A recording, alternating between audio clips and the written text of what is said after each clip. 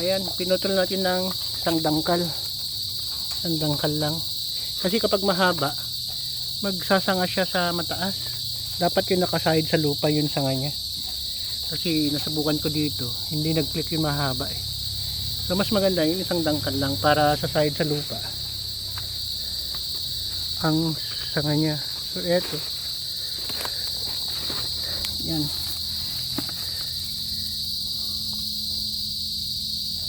Yan.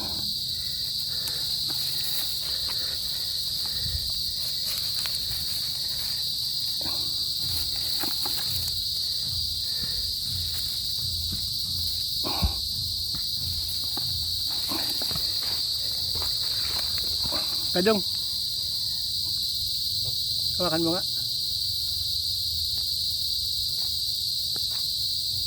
Oh, sige.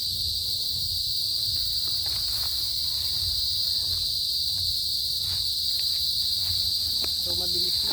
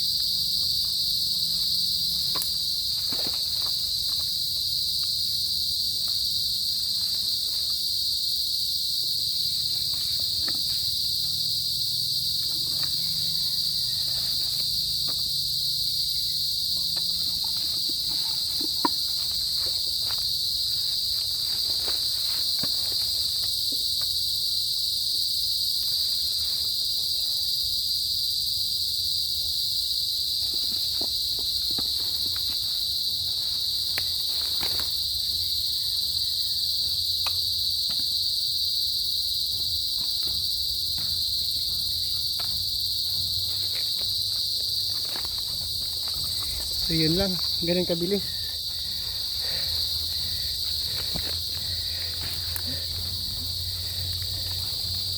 So yan, nilagyan lang natin ng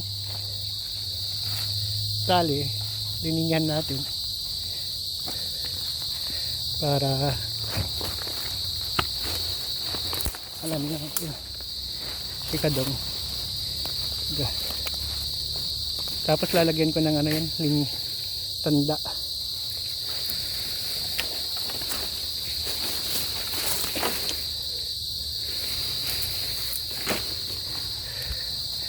So yun po.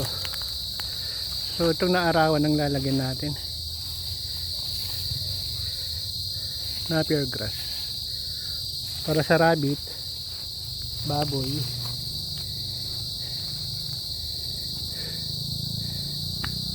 So yan. Nakakapagod.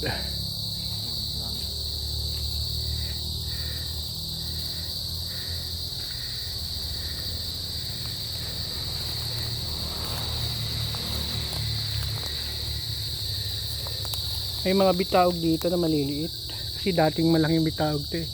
Mga 100 years old na bitaog. Pinakinsa namin kasi sira na yung puno, matutumba na siya.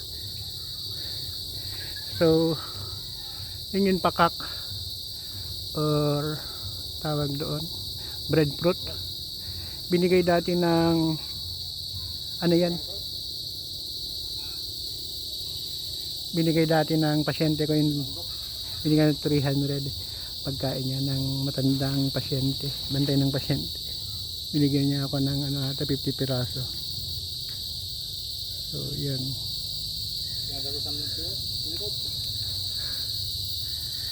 Nagtatanim tayo ng napier. Sige, sige. Yan highway.